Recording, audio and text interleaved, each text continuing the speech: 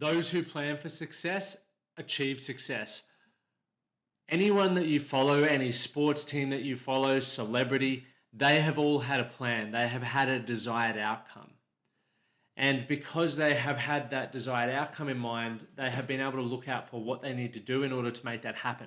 So today I want to share with you in under 20 minutes how you can map out and make 2024 your most successful year yet.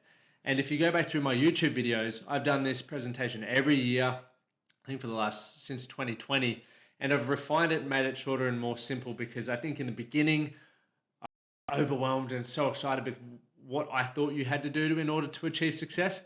But what I've realized, it just needs to be simple. It needs to be something that you can focus on daily and chip away at in order to achieve a greater outcome in 12 months' time. So if that sounds good to you, continue listening on. But I remember I never used to plan for a total of 12 months. That's why I continued living week to week. For anyone who's living week to week, it's because they aren't planning for the future. They either may be living in the moment, I'll just see what happens, or they just don't know how to think big picture. It may be overwhelming. There may be low self-esteem. You may not know how to get to where you want to get to. And that is okay. That is a very common thing. But I want you to know, if that is you, like it was me, don't allow that to be the reason why you don't achieve success. So what I'm going to give you today will be very simple, and it will be something that you can act on and understand that whatever growth you achieve this year, it's beneficial. You guys will have heard me talk about this so much, but in 2014, when I started business, I decided I wanted to earn $1 million. It was the first time I'd really set like a 12-month goal, or at least intentionally. When I was playing rugby and football and various other sports, we always had a season goal, right? And let's look at that as 12 months. Play sport in 12-month cycles roughly. So we had an outcome, and it was to win the grand final. That was just given, especially as you go from playing, kids sport to moving up to semi-professional and professional. It's like, that's what you're here to do. And so when I am speaking to you, or if I was speaking to you face to face and we were sitting down together, I'd be asking you the goal that you're working towards. Do you treat it as if you're, under 15 years old where it doesn't really matter? Or are you semi-professional? Or do you want to go pro? Are you professional with that goal? Because depending on how you view it, will, inspire or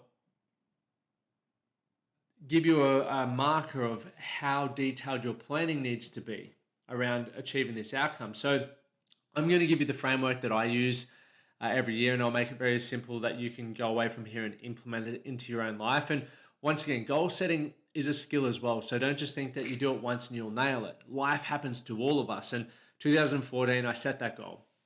It was a very complicated goal.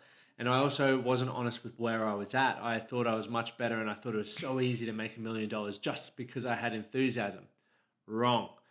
So over the years, I've had to become more real with myself and be honest around where I'm at and what has to happen in order for me to be able to, go to level 2 and then level 3. And I believe, let's assume earning $1 million a year, you need to be level 10. I was probably in the negative levels. So I've had to develop skills, change my environment, learn to focus. All of these things have helped me upgrade my level to the point where it's like 2024 is my $1 million year. So here we are. Let's go. How do we plan? So we start with what we want, right? What do you want? It's the goal. 12 months. What is the biggest goal that you have? And the one that, if you were to choose that goal, would help you have the most successful year, or you feel like you would have the most successful year. For me, that is $1 million year. You may be asking, what about your health? Or it's not all about money, or what about your family? I know that by achieving this $1 million goal, it's going to improve and allow me to focus more on my health. I'll be able to have better health care. I'll be able to buy more organic foods, etc. I'll also have more time to cook. And from a relationship standpoint, I'll be able to support my wife better and myself better. We'll be able to have nice holidays, maybe have a chef that cooks so we get time back together. So I want you to think about these things. Don't just look through a goal as it's just that one thing that's so selfish. Understand, and this is why I think the big goal that you should attack every year should be broken down into milestones, and have a few other fun activities that go with it, but don't necessarily pull you back from what you want to achieve. So that big 12-month goal for me is the $1 million year. I've broken that down into quarterly milestones, and I'm not going to go into a heap of detail around it. We'll do this in our academy call, but essentially, I'm always looking at health, wealth, relationships. Earning more money does allow me to do and become better at that because it amplifies who I am and I care about those things. So money will amplify who you are. So make sure your goal, the big one that you're going to give 365 days of complete attention and focus to, is one that you feel is going to help you achieve and tick off some other goals in your year as well. As I was saying on a recent interview, this year I wanted to run 30 marathons in 30 days, but I also want the $1 million year. Doing and achieving 30 marathons in 30 days is going to take a whole month, if not more, out of my year moving towards the $1 million goal. So it's a bit detrimental. So I've actually moved that challenge to the following year.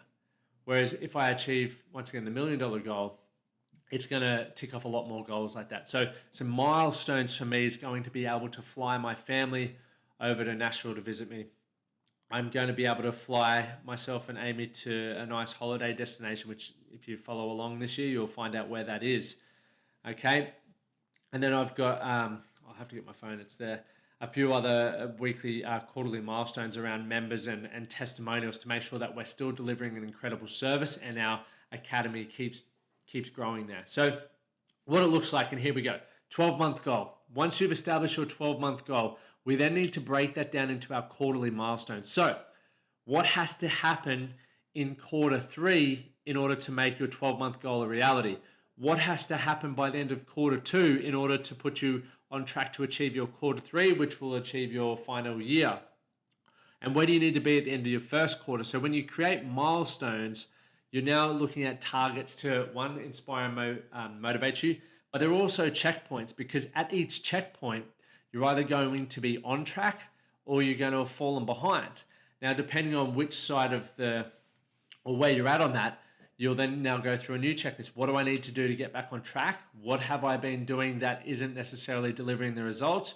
Or if you're on the flip side where you're killing it, it's like, let's do more of what we're doing, and you can probably fast track your results or just continue doing what you're doing and stay on track to achieve your goal for the year.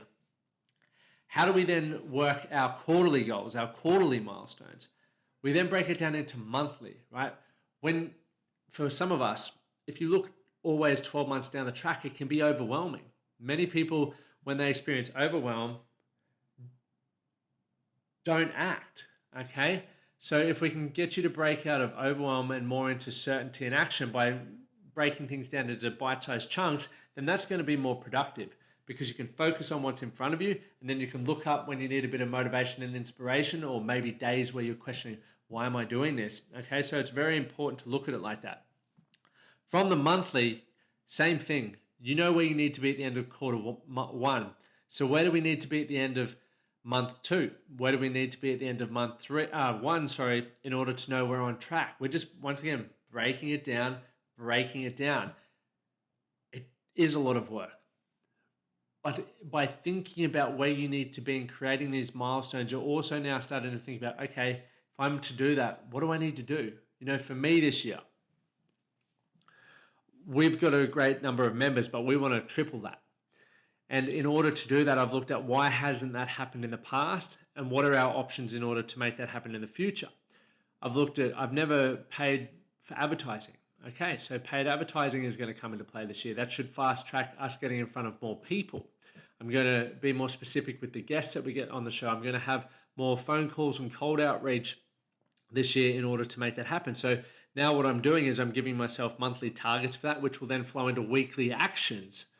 Okay, from those weekly actions, we then have our daily actions. And what I think is important at each of these phases, from daily actions to weekly actions to monthly actions, is to ask ourselves, what is the one thing, or 3 things, that if I were to only get those done today, they would make everything else that I thought I had to do easier or redundant, meaning they don't need to be done.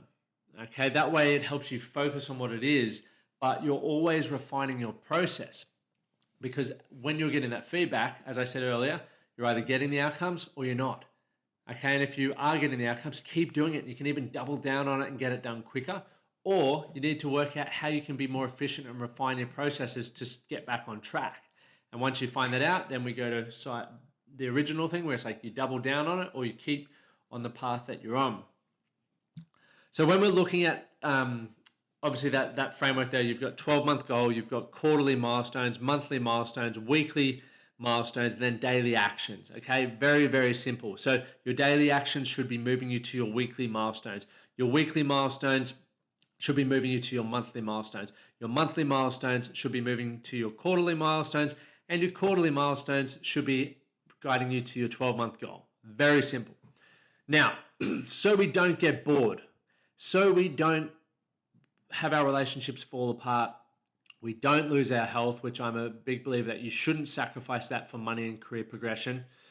Okay, regardless of what your goal is, you need to consider all of them. I believe that is complete mastery, right? It's number 6 in our Strong Men of Value framework, is you're mastering your health, your wealth, and relationships. And what that looks like to you, you know, right? But mastery is the same, where you're continually growing. But we want to think about work, we want to think about fun, we want to think about your personal development, we want to think about your relationships, and we want to think about your health. So when I'm mapping out a 12-month plan, and I would have had the photo here, the planner here like I always do, but I ordered one off Amazon here in the States, and it came rolled up, it wasn't already framed. So I've had to order another one because I'm not, it's no good to me. If I can't hang it anywhere, I'm not going to look at it. So what I have then thought about is, okay, I know what my milestones are to achieve the $1 million year, but what other things do I want to do that are important to me? I've got 3 significant things mapped out with my wife, Amy, for that we want to achieve, that we believe are going to improve our relationship. So we've got those scheduled in the calendar. I then look at, okay, health challenges. I love challenging myself, as you guys know who follow along. So at the moment, I'm currently doing the 5-kilometer challenge. Then I want to do a marathon this year and a high rocks. I've got those scheduled in the calendar, so those dates are put in, and I also will be training towards those. Okay, tick. And then I've got fun, so some experiences. I've got a Yellowstone trip, and I've got not the Rockies. It's on the tip of my tongue. Anyway, it'll come back to me. But I've got another thing mapped out, so that in 12 months' time, even though I'm progressing and really focused on that $1 million year, I've still lived. I've still invested in my relationship and created some great experiences. I've still had fun and traveled and had adventures. I've still worked on my health and satisfied my needs there. And I've also invested in myself. So what development courses do I need to do for the year to help me upskill in the areas that are going to add value to myself? And so if you think about that in the planning phase, you can then look and do your research and schedule it into your calendar. So that way, when you're looking at your 12-month planner around what's coming up, it's like, okay, well, I can't commit to a barbecue there because I've already committed to this. And you're always putting your goals first, right? You're not being, reactive to what's coming to you when people say, hey, do you want to do this? Or do you want to do that? Or why are you doing this? Or why are you doing that? You can say, hey, I really appreciate the offer or the opportunity or whatever it may be. Let me just check my calendar and I'll get back to you, right? Highly important thing there. So to summarize this and wrap it up, to plan your year in under 20 minutes, I've delivered that. But you need to now invest the time in yourself to plan. And if you would like some help with that, join the Academy. We've got an awesome process there. And it's something that we spend our whole year prioritizing, because that's how we break down our 12-month game, our 12-week game plan that our members use to stay on track each quarter. But ultimately, get your 12-month goal, get your quarterly milestones, monthly milestones, weekly milestones, and your daily actions within that 12-month plan when you're putting it out on a calendar, because you have to schedule it. If you don't schedule it, it's not going to happen. Think about what you want to do for fun. Think about what you want to do for work. Think about what you want to do for growth. Think about what you want to do for your relationships and what you want to do for your health. Schedule things in there so that you know that if all you do is follow that plan, you're going to have a fantastic year. You'll look back in 12 months' time and go, I'm so glad I listened to that podcast, and I'm even more proud of myself for actually doing it, not just letting it be another thing that fell on deaf ears. So my name is Lachlan Stuart. I'm the founder of the Man That Can Project. We run the Strong Men of Value Academy. And if you feel you want support with making 2024 your best year yet, we have an incredible set of tools, workshops, and a community that's serving men all around the world and helping them become the best version of themselves. You can apply to be part of that at themanthatcanproject.com. And finally, If you feel someone else in your life will get value from it, please share this with them. Hit the subscribe button so you get notified every Monday and every Thursday for our upcoming episodes. Have a great day.